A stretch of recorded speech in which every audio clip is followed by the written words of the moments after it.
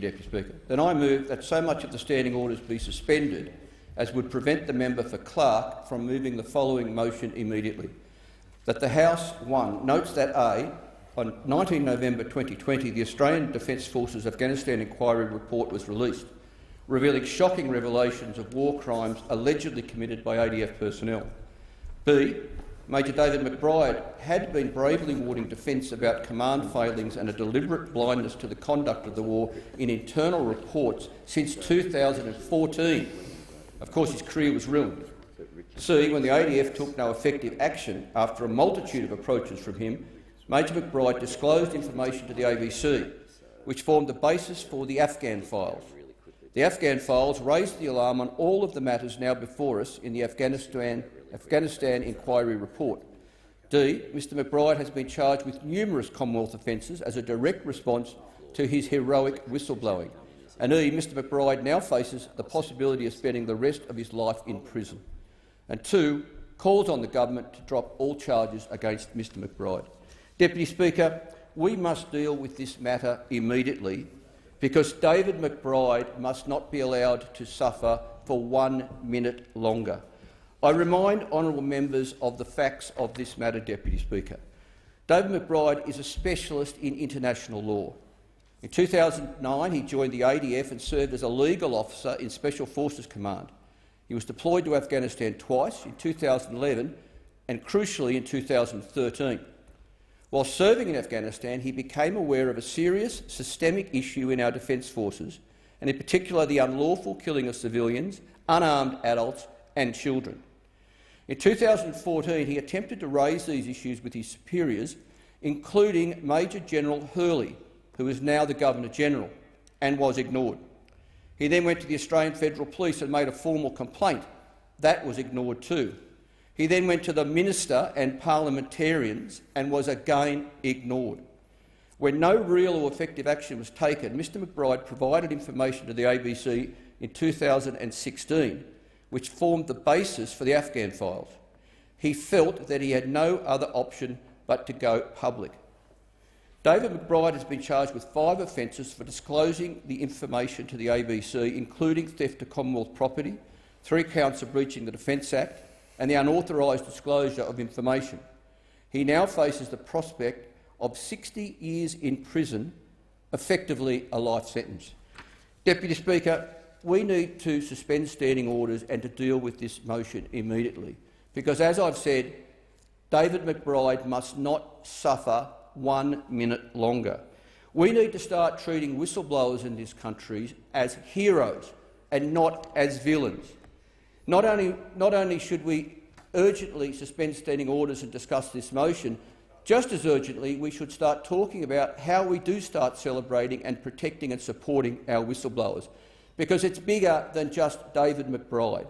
What about Witness K and Bernard Collaery, 2 men also before a court, for bravely bringing the public's attention, directly or indirectly, to the illegal intelligence operation conducted by the Australian Secret Intelligence Service when they bugged the East Timor Parliament building in a shameless effort to give Australia an advantage in privileged joint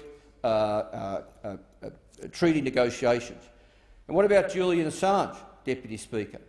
A man who bravely publicised hard evidence of US war crimes in Iraq. And who can forget, Deputy Speaker, the grainy black and white footage shot from a US attack helicopter gunning down Reuters journalists? Why, Deputy Speaker, does the government applaud the people who have spoken out in the Special Air Service Regiment for shining a light on alleged war crimes, when at the same time it's so determined to have someone else shipped off to the US and a federal penitentiary for the rest of their life for publicising evidence of war crimes?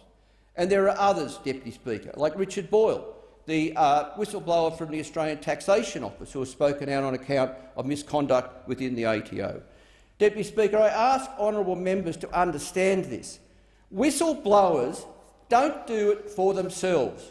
They don't do it for reward. It's hard, and they do it because it's the right thing to do. Now, Deputy Speaker, all of these whistleblowers I've referred to, That's all they've tried to do. That's all David McBride has tried to do, is to do the right thing. There's no fame, there's no money, there's no certificate on the wall. It's just the knowledge that they've done the right thing and they can sleep at night.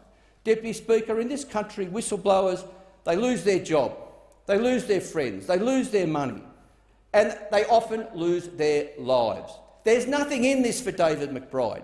So why, Deputy Speaker, is the government going after him when all he did was, for year after year, internally, with the AFP, with politicians, try and point out to anyone who would listen that there was wrongdoing going on in Afghanistan? So, Deputy Speaker, we must suspend standing orders. We do need to debate this motion. We do need to call the government to account on this and to encourage the government in the strongest possible terms to drop the charges against one of Australia's great whistleblowers. David McBride tried to do the right thing. He exhausted all other options. And, Deputy Speaker, the government can't say that he had avenues under the Public Interest Disclosure Act, because the Public Interest Disclosure Act explicitly carves out national security issues. He had no whistleblower protection. He tried to do the right thing. He went to a number of people internally. He went to the AFP. He went to the minister. He alerted parliamentarians, and we all failed him. Deputy Speaker, by suspending standing orders, by bringing this matter on, by having a debate, to agree among ourselves that the charges should be dropped, finally we would bring some justice to this matter. Finally we would do the right thing by a brave Australian whistleblower. Deputy Speaker, I will leave it at that, because I want to leave time within this half hour for other members to speak. But the government is misreading the community on this, Deputy Speaker. The government is misreading the community badly. I hope at least the opposition and my crossbench colleagues will join me on this, because I think we speak for the community. We speak for a community that is outraged at the allegations that were revealed in recent weeks about the misconduct of special forces in Afghanistan. Yes, those soldiers, they should have their day in court for the charges to be brought against them and for them to defend themselves. But they're the only people that should be in court, not the whistleblower that actually shone a light on it in the first place. It's the soldiers who have been accused of misconduct. They should be in court. And while I'm on it, let's not strip units of honours and awards that were earned overwhelmingly by good people fighting hard and heroically for this country. It is completely inappropriate to be talking of stripping units of honours and awards and meritorious unit citations on account of the misconduct of hopefully a very small group of people. You know, let's stop this sanctimonious hand-wringing about the misconduct that we're seeing from a number of people in this place, who then turn around and want to give a life sentence to the whistleblower who started the whole process of shining a light on the alleged atrocities in Afghanistan. I'll leave it there, Deputy Speaker. I call on the government to support this motion, because if you won't support this motion, you better have a damn good explanation for it, because the community would be outraged if you don't support this motion. Absolutely outraged. And I'll be on the barricades with the community, shining a light on the government's position on this, because it's rank hypocrisy. All this hand-wringing about these alleged atrocities by troopers, junior NCOs, senior NCOs in Afghanistan, when at the same time you want to jail for life the man who did the right thing, David McBride. In my opinion, he's a hero. The charges should be dropped and he should be treated as a hero, not treated as a villain. That's what's required. Thank you, Deputy Speaker.